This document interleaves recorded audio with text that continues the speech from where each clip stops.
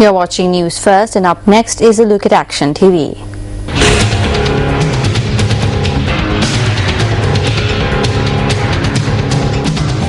The medical superintendent of the Delvita Rural Hospital in Dodamgaslanda, which lies on the border of the Kandy and Kurunegala districts, has informed the Ridhigama Divisional Secretary to cut down certain trees on the hospital premises, which would be very valuable as timber.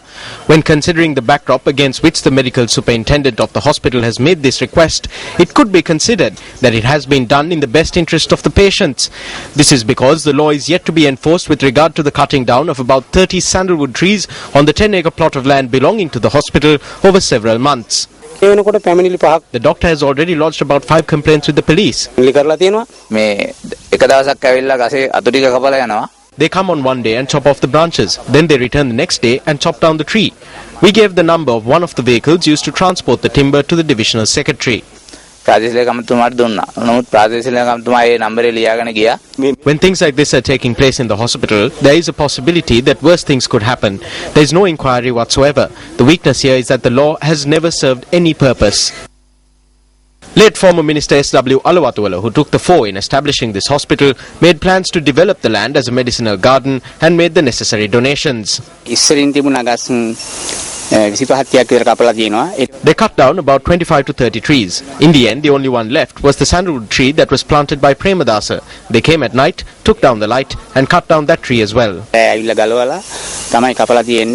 The final complaint that was lodged with the Ridhigama police was in connection to the cutting down of the aforementioned tree planted by late President Ranasinghe Premadasa in 1985 to symbolize his visit to the hospital and the medicinal garden. If an investigation is launched, at least now, based on the information that has already been placed before the police, wouldn't the sandalwood trees that are left here be protected? Senior DIG of Police in charge of the Northwestern Province, this is over to you.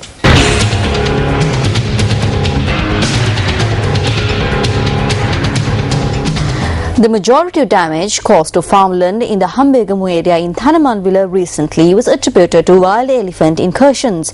At present, farmland in the area is being destroyed owing to another epidemic. Newsfirst correspondent USA Bandara reports.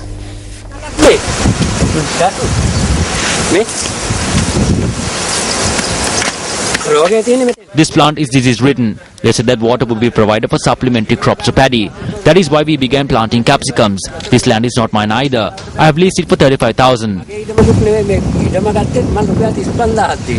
This is the chili and capsicum cultivation of the farmer Y.D. Siripala.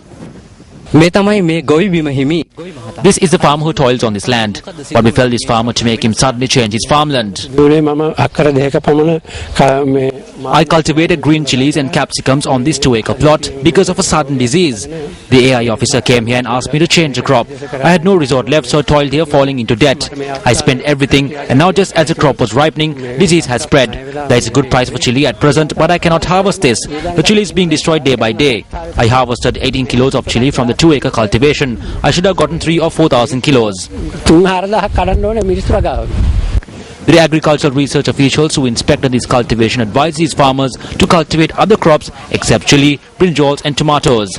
Agricultural officials say that the disease caused by bacteria variety that has afflicted this cultivation has spread to almost 50 acres of farmland in the Hambegamu area. When I obtained fertilizer, some money was set aside as insurance. Although the money has been taken, they are asking me how they are to pay insurance when even they are not aware of such a thing. I have been left to despair because I have no money to cultivate any other crop.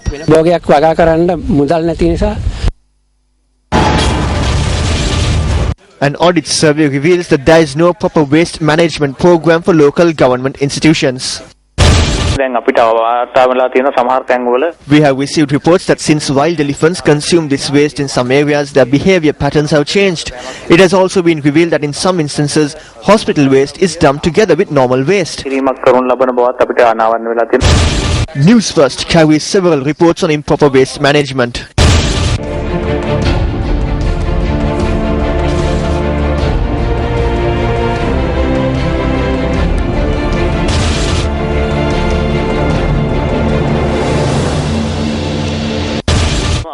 We hope to carry out an extensive audit into selected urban councils and local government institutions. Will proper waste disposal be undertaken by local government institutions even after this audit survey?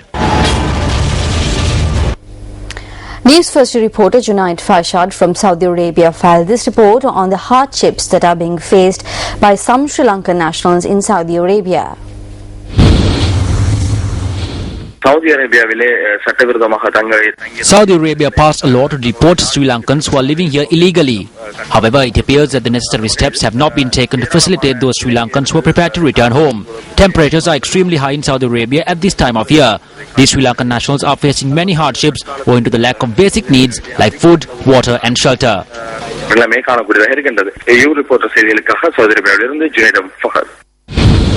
Join the largest and growing citizen journalism network in the country. Follow 3 simple steps. Step 1. Visit www.newsfirst.com. With reports coming to light that MP Jasek is preparing to cross over to the UPFA, Newsfirst posed a question to our multi-platform audiences. Let's take a look at the final results of this opinion poll. A number of responses were received on our website www.newsfirst.lk and via SMS on 7788. 75% believe that if the Jasek were to cross over to, it would be because of the UNP leader. 25% believe that if he were to join the UPFA, it would be because he accepts government policies. This poll closed today.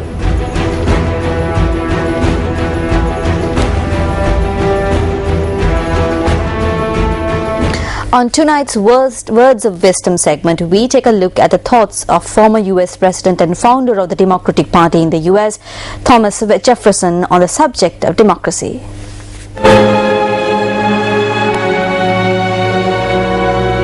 A government afraid of its citizens is a democracy.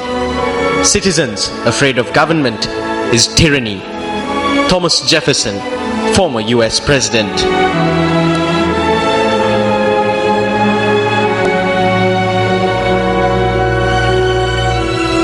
Next is a look at the newspaper cartoon of the day.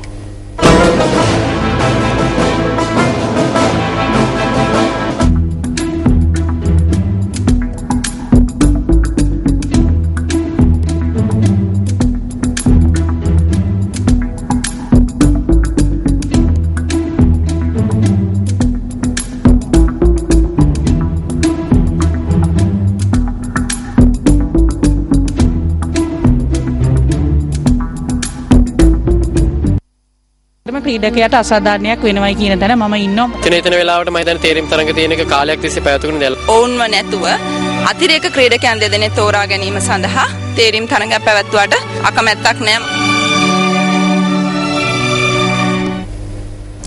Also in local news, Parliamentarian Anu Kumar Dissanayake says that a formula should be created to determine the price of paddy.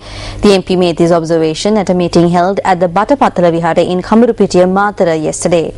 There is a price formula for gas. There is a price formula for bus fares and for diesel. There is a price formula for tea. Prices are determined on these formulas. There is no price formula for paddy. The price of paddy has not increased in conjunction with the increase in the prices of other goods. There needs to be a formula. The prices of other goods increase based on the formula. We need to devise a formula during the purchase of paddy. When you add the various expenses to the formula, such as the lease for tractors, labor costs, fertilizer and pesticide costs, transportation costs and the cost of sacks, then you will be given a reflective price. Is this wrong?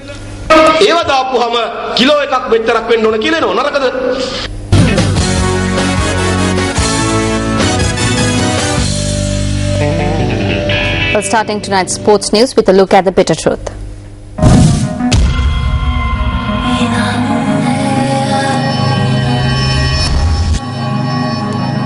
The Sri Lanka men's 4x400 meter relay team qualified for the World Athletic Championships by winning bronze at the Asian Championships in India.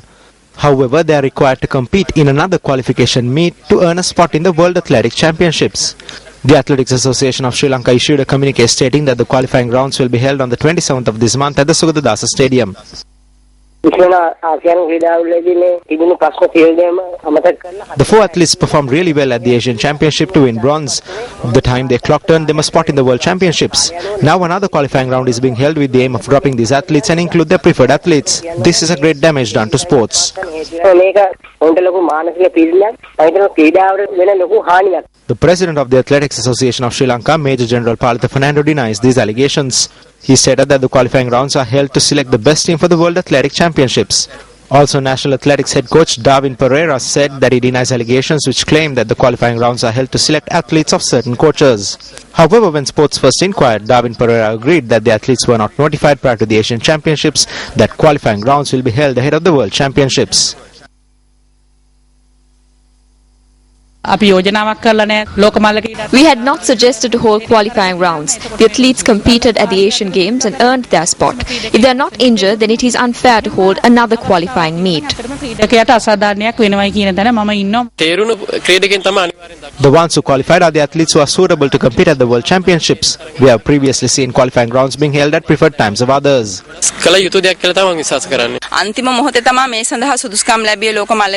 We qualified for the World Championship at the last moment. Those 4 athletes are the ones who should go on to compete. However, I'm not against qualifying rounds being held to select the reserve athletes. The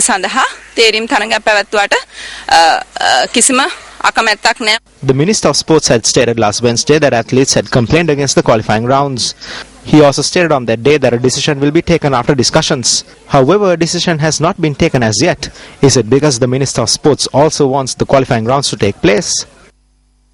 We are in doubt about our future when they don't trust our ability to compete at the World Championships even after we won a medal for our country at the Asian Championships after several years. We are unclear about this qualifying meet. Sri Lanka qualified for the World Championships because of our performance. If we are dropped, then we have to rethink about our future in sports. What is the mystery behind ignoring the team that qualified in order to select another team? Bitter Truth will keep a close watch.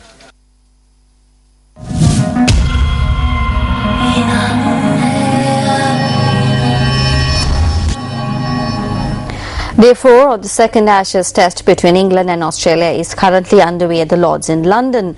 England, who won the toss and elected to bat first, put up a first innings total of 361, with Ian Bell scoring 109. Ryan Harris picked up 5 for 72 for Australia. Batting in reply, the Aussies could only manage 128 in their first innings. Graham Swan grabbed 5 wickets for 44 runs. The host, however, went on to score 349 for 7 declared in their second innings, giving the Aussies a massive 583 runs to win the game. Joe Root hammered 180 while Ian Bell scored 74.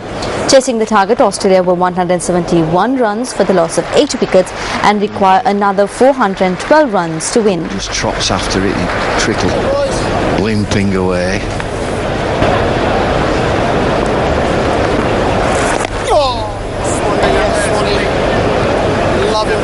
Just have a look at him again.